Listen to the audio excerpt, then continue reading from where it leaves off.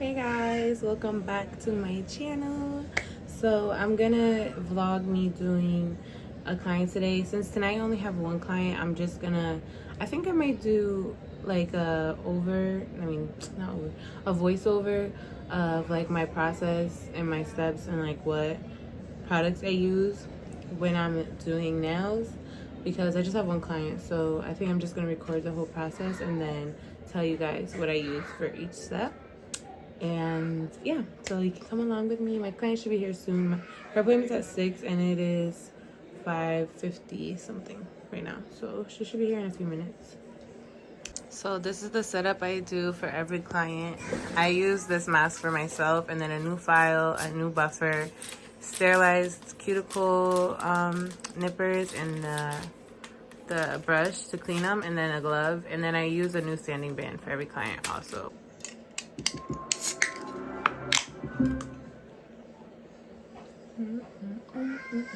All right, y'all, my client's here, so I'm about to go get her.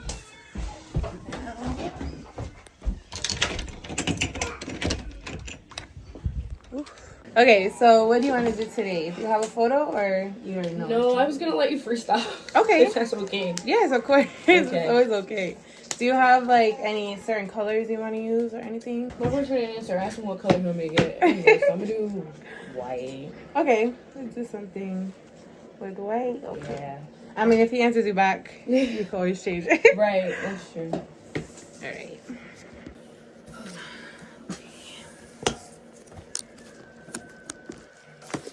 Watch this, 90 Day Fiancé. No, but it's so crazy because when I went to the DR, my aunt was like, "Don't talk to anybody in Yokohama. She's on 90 Day Fiancé." I'm crying. Okay. She's warning you, girls. Yeah. These people be crazy. So I hear. Yes, like these people on this show be crazy. Like, like Johan or there was some other name. I was like, okay, I guess. Alright, enough of the chit chat, y'all. So the first thing I do when I do a refill is get off all the old nail polish or gel polish on the nails, and I use the Pana drill bit for that. I'll link everything I use in my description in case you guys want to go buy it. And then I'll push down the cuticles just with a cuticle pusher. It's very simple. And then I'll go in with a cuticle drill bit. This just helps get off the extra cuticle that is left behind even after pushing the cuticles back. I just find using this drill bit helps my work be so much cleaner than before when I was just using the cuticle pusher. And this drill bit I also got off Amazon.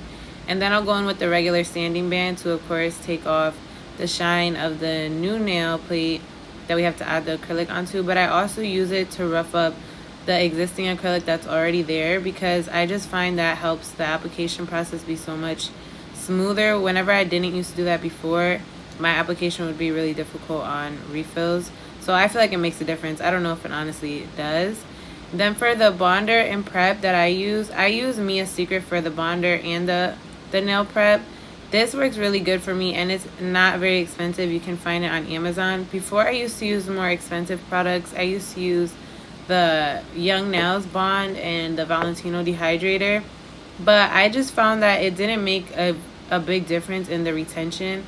The main thing that helps my clients maintain retention is the nail prep. So however you're prepping the nails, I didn't really find that using the more expensive bond and primer made a difference in my retention, so I went back to the Mia Secret. I've also tried other expensive brands of acrylic too, like the Valentino acrylic, but the Mia Secret works just as well in my opinion, and it's half the price. And you can get it on Amazon, so it comes in 2 days. Because the thing about me is I wait last minute to order everything. So ordering from the Valentino website and taking 2 weeks to get here was just not for me. I just couldn't do it. So that's the main reason why I don't use it, is because convenience. It's inconvenient using it for me. Unless I buy a whole lot in bulk, and who has the money to be doing that? So Mia Secret works for me. It's easy to work with. It's inexpensive. And you can get it on Amazon, 2-day shipping. That's what I need, girl. So yeah, so I'll just go in and refill the existing acrylic, and then I'll also use I'll use a little bit of acrylic to touch up any spots where the acrylic has thinned out, just to get it to be more stable. And then I'll go back in with that same Pana drill bit, and I use this to seal the acrylic onto the cuticle This step is very important too. When I first started doing nails, I didn't know anything about doing this. This really helps with the retention and making the nails last longer. You just want to make sure when you're using the drill bit that you have it at the right degree, because if you tip the drill bit a little bit too much, it'll make what's called rings of fire, and your client definitely doesn't want that. I also use this drill bit to go in and do the underneath of the nails, so you know where the natural nail has grown out underneath. I'll use this drill bit and go underneath and take off that natural nail, just because I feel like it just looks better, because it kind of looks a little bit dirty when your natural nail starts growing out a lot underneath. Unless my client is purposely growing out her natural nails, I'll go in and take that out underneath. It also helps remove like any debris or anything that has collected underneath the nails. I didn't record myself doing that because it was kind of hard to get the angle, but that's also what I'll use this drill bit for.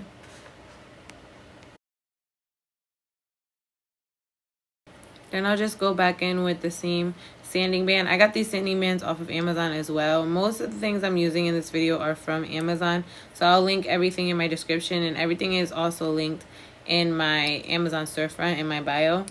But I'll use the sanding band just to basically even out the nail, just to make it all one length, so there's not any bumps or anything like that.